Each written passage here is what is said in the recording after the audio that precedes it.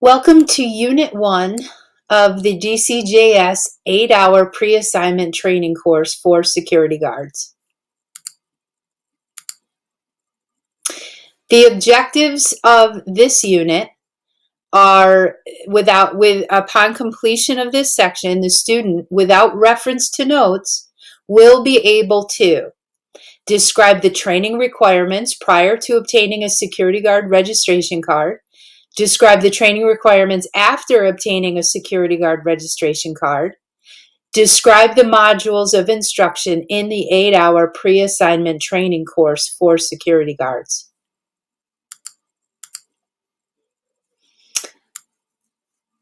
Let me just make me smaller there.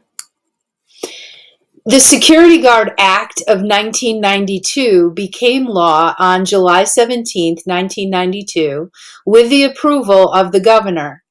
A partial text of the legislative intent is as follows. The legislature hereby finds that the provision of the contractual and proprietary security services is a rapidly growing industry in the state, particularly in metropolitan areas.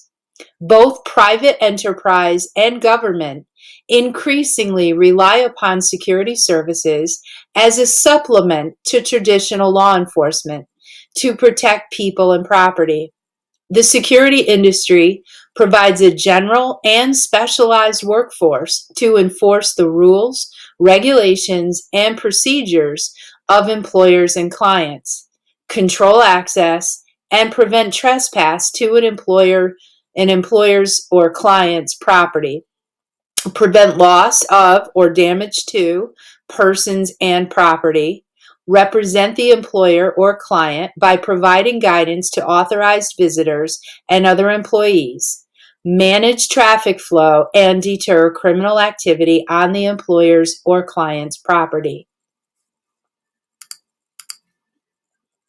The legislature finds that the proper screening, hiring, and training of security guards is a matter of state concern and compelling state interest to ensure that such security guards meet certain minimum recruitment and training standards as this industry and the demands placed upon it grows daily.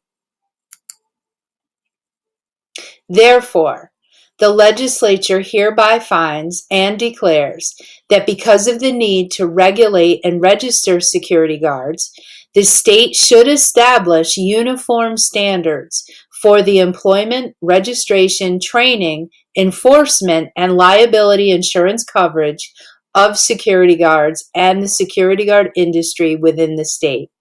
And that is right out of the General Business Law, Article 71. Business law dictates you be trained and registered by the state of New York. So, overview, kind of what I just read. The Security Guard Act of 1992 deals with security industry, enforces the rules, regulations, and procedures of employer and clients. It deals with screening, hiring, and training of security guards. It's a matter of state concern, and uniform standards are created.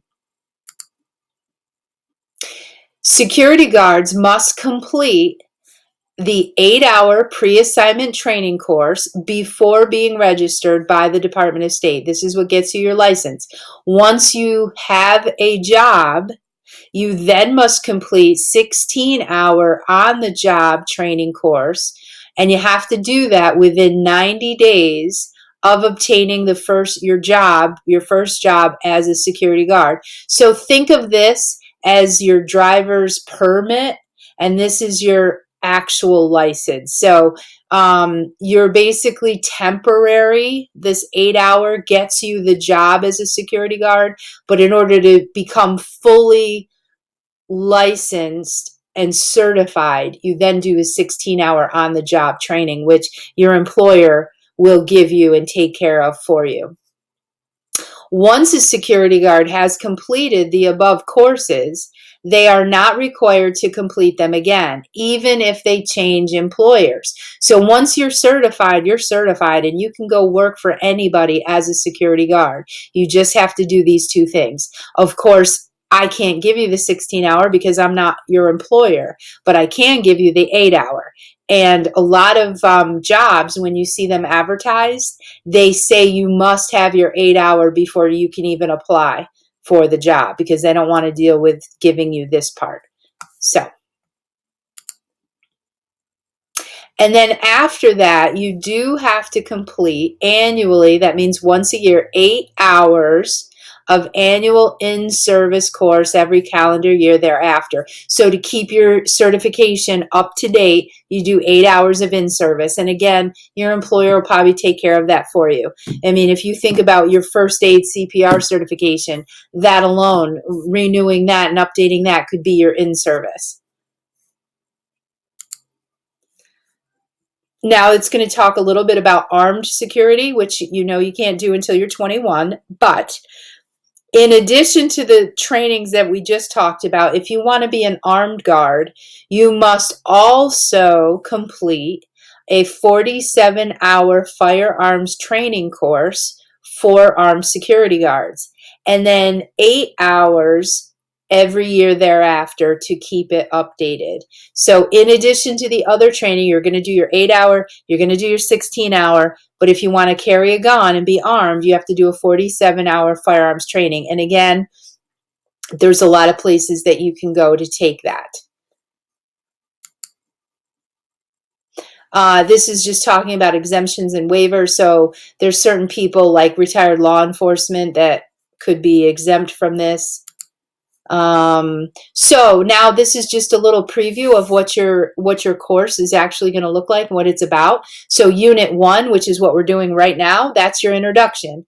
It's really important that you understand the Security Guard Act of 1992 and what the objectives are of the course. In Unit 2, we're going to talk about the role of a security guard. And it provides an overview of the security industry and it defines duties typically performed.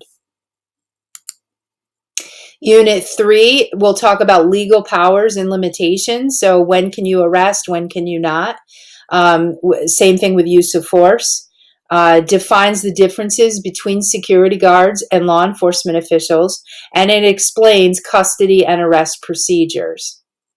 Unit 4 will talk about emergency situations, and it provides an overview of the different types of emergencies and your method of response. Unit 5 is about communications and public relations, explains the communication process and identifies how perceptions affect interactions. Unit 6 is access control, basically who gets in and who doesn't get in. It identifies the elements of access control, identification, and defines the 3 types of access control. Unit 7 is about ethics and conduct, and it defines and explains the importance of the code of ethics for security guards. And Unit 8 is really just a quick review and your exam, your test. And that's the entire curriculum.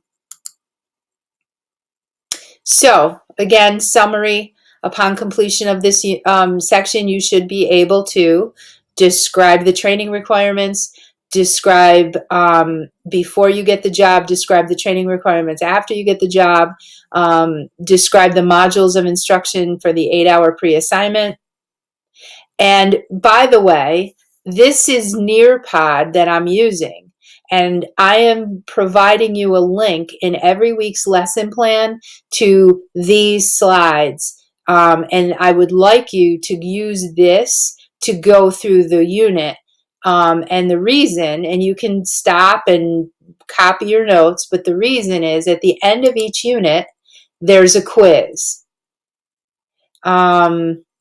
This one, I don't see any questions, but there is a quiz in the rest of them. And basically, this would be a pre-quiz for the Socrative that you'll take on Fridays of each unit. So if you work through this Nearpod, you'll know what your quiz is going to ask you on Friday. All right, so that's it for Unit 1, kind of short and sweet. Just an introduction to the course itself. And next week, Unit 2, we're going to really get into some stuff. Bye.